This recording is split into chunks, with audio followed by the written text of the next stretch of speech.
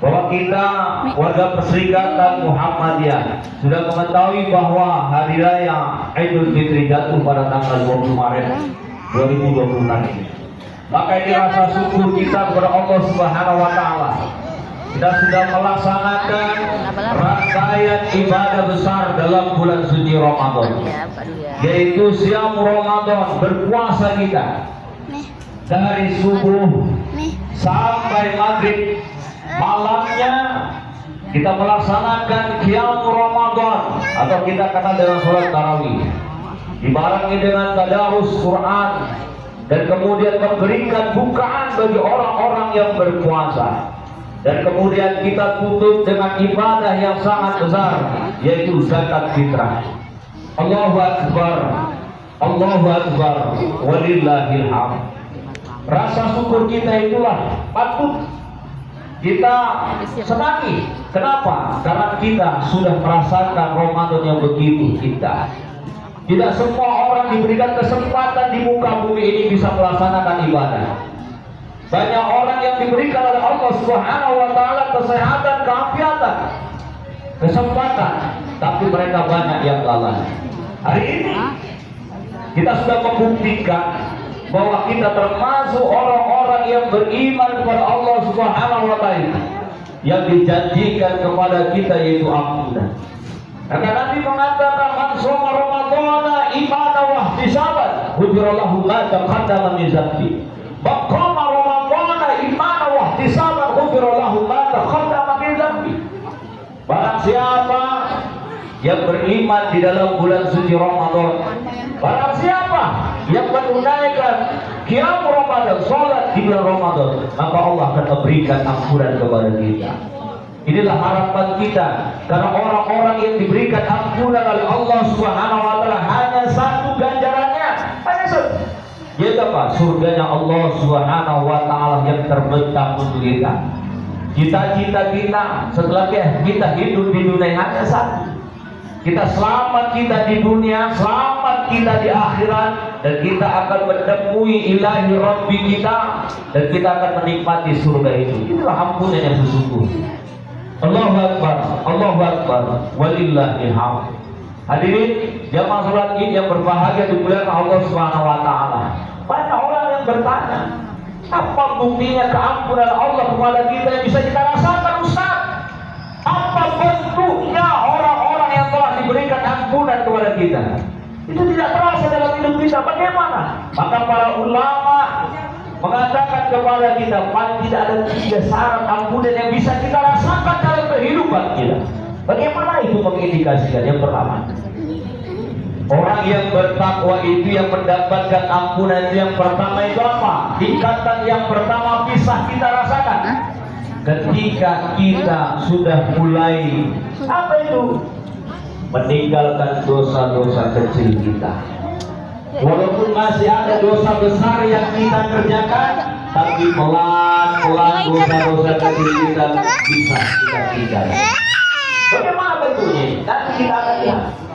Ada orang yang nanti melaksanakan sholat 5 waktu yang seharusnya 1 hari 1 malam yang selama ini dia tidak kerjakan, dia mulai mengerjakan, walaupun itu hanya sebatas maghrib, isya, subuh masih ditinggalkan, zuhur dikerjakan, asar masih ditinggalkan, tapi sudah mulai sadar. Inilah perubahan yang sangat signifikan orang-orang yang sudah mulai mendapatkan ampunan oleh Allah. Maka kita sebagai orang yang beriman sudah naik tingkatan, jangan kita menjustifikasi, jangan orang ini enggak beres orang. Karena ini orang-orang yang sudah mulai mendapatkan ampunan, malah kita harus memotivasi. Ada seorang ulama yang terkemuka namanya Gus Faiz. Ketika itu beliau ceramah tausiah zuhur di daerah Tanjung Priok, Jakarta. Ketika itu dia dijumpai oleh jamaah. Ustaz, ceramah Ustaz dulu ya. Ustaz, saya ingin bertanya, apa hukumnya orang yang meninggalkan puasa Ramadan? Beliau menjawab, dosa apa? Dosa besar. Ustaz, saya termasuk orang-orang yang meninggalkan sholat 5 waktu. Tapi Ustaz, saya termasuk orang-orang yang meninggalkan puasa Ramadan ini. Lantas Gus Pais itu mengatakan, kenapa Bapak meninggalkan puasa Ramadan dan berlima waktu? Tapi Gus, Pak Kiai, saya sudah mulai melaksanakan sholat 5 waktu, tak pernah saya tinggalkan. Tapi puasa Ramadan tetap saya tidak bisa melaksanakan. Awal mula Gus Pais berpikir sinis, kenapa orang tak melaksanakan ibadah Ramadan? Tapi dia menjelaskan, Gus, kalau saya berpuasa Ramadan, maka ada 5 orang keluarga saya, istri, anak, cucu saya tidak berpuasa. Kalau saya berpuasa, tapi kalau saya tidak berpuasa, maka ada 5 orang yang dia bisa berpuasa. Kenapa demikian? Karena saya pekerjaan saya kuli panggul, mengangkat barang-barang berat di pinggir pesisir ini. Kalau saya libur dan saya berpuasa, saya tidak dapat uang. Maka anak saya, istri saya, cucu saya tidak bisa makan sahur dan tidak bisa berbuka. Maka hari ini saya sebagai kepala rumah tangga mencari nafkah, tapi saya tidak berpuasa. Maka ketika saya tidak berpuasa, ada 5 orang yang akan mendapatkan makan sahur dan berbuka puasa. Di situ Gus Pais menangis. Selama ini saya salah oleh orang. Maka dari itu kita sebagai orang yang beriman, yang melihat kacamata dalam sudut yang lainnya. Kalau ada sesuatu kesalahan, maka kita ambil motivasi. Kenapa? Itu salah satu orang mendapatkan ampunan di Allah Subhanahu wa Ta'ala. Yang pertama.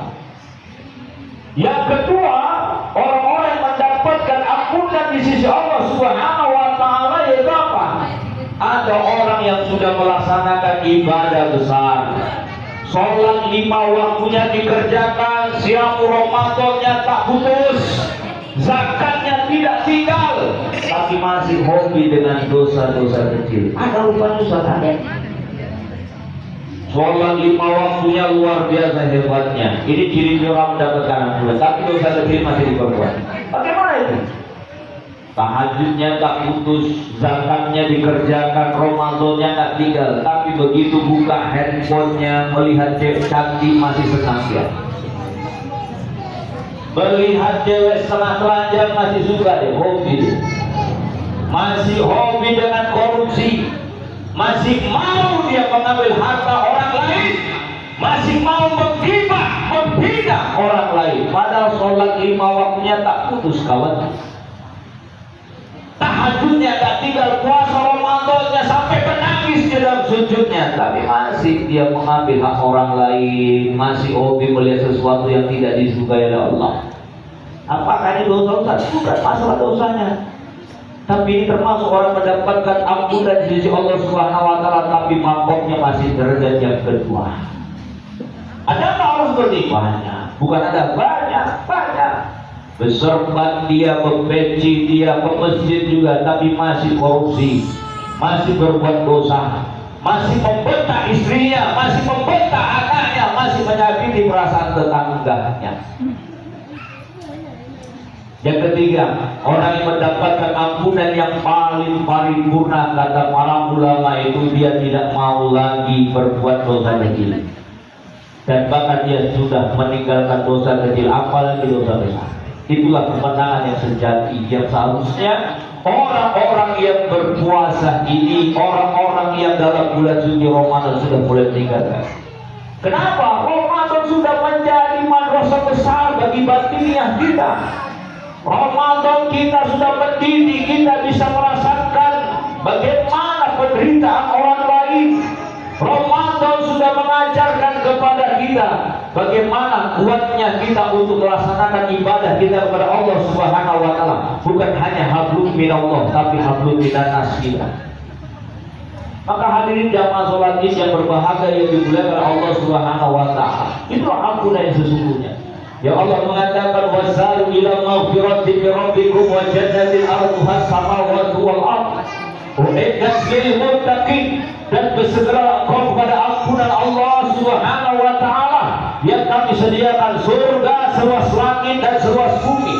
Bagi siapa itu? Orang-orang yang bertakwa di sisi Allah Subhanahu wa Ta'ala. Jadi ampunan itu bukan hanya sebatas ucapan.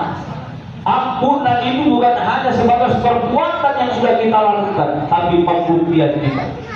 Bagaimana 11 bulan ke depan Mampukah kita sudah memperbaiki ibadah besar kita? Kita mulai tinggalkan dosa-dosa kecil kita, dan kita sudah senang ketika kita melaksanakan ibadah besar, dan kita sudah mulai senang kalau kita sudah menjauhi kemaksiatan dalam kehidupan kita.